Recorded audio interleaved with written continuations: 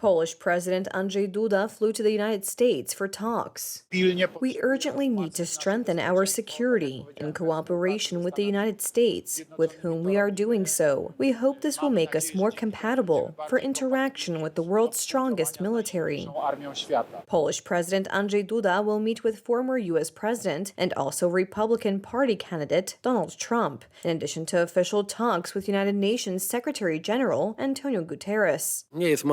It is not my role to judge whether it will be good if this meeting happens or bad. There will certainly be a lot of controversy. It will be sensational in its own way, especially since Mr. President, it seems, will meet Mr. Donald Trump right after he leaves the courtroom as the trial is underway.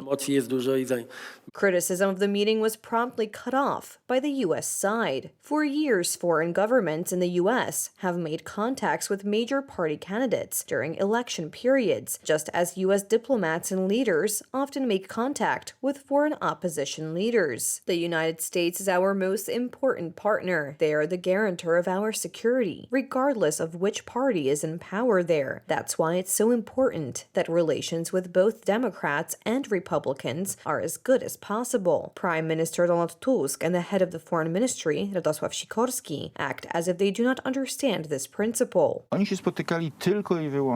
They met exclusively with the Democrats, with the Biden administration, but already in Congress and the House of Representatives, the Republicans have the majority, and with those Republicans, who were then very much and even now crucial when it comes to, for example, financial support in repelling Russian aggression, neither Sikorski nor Tusk met with them.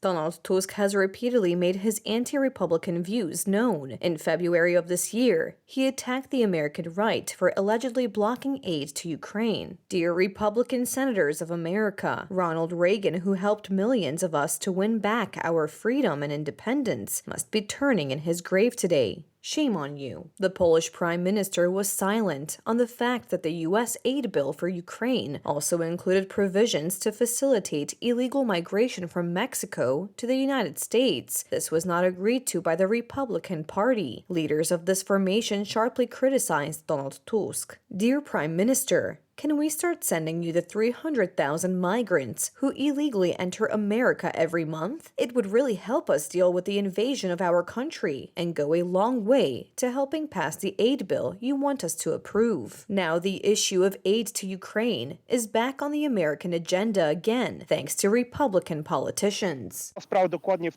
Exactly at this moment, it is returning to the U.S. Congress, and this issue to the U.S. Congress is brought back by none other than Mike Johnson, against whom both Mr. Sikorski and Mr. Tusk arranged such really primitive and unnecessary fuss.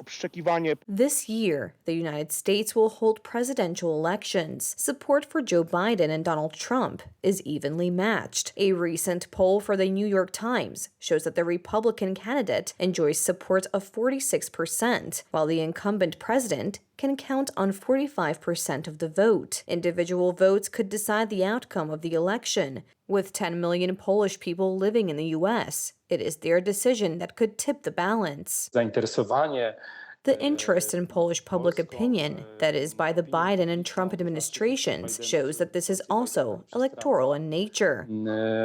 Polish President Andrzej Duda has taken a hard line with the United States since the beginning of his presidency. Such a clear position has not been taken by Prime Minister Donald Tusk. Poland's new government prefers cooperation with Berlin and Paris. This week, the Prime Minister praised the German idea of a European dome that would not be able to defend us against Russian aggression. This